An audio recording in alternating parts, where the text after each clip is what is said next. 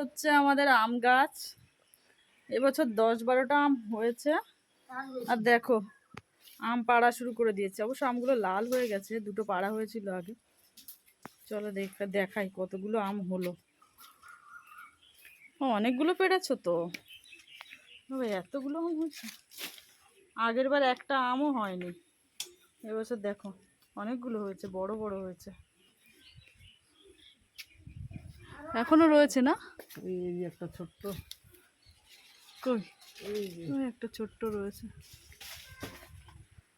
কোথায় পড়লো?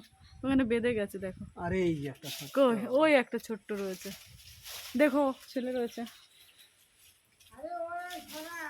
এখানে আরো একটা আছে তাই। ওই দেখো আর একটা আম। এটা তো আমাদের এই যে, এই দেখো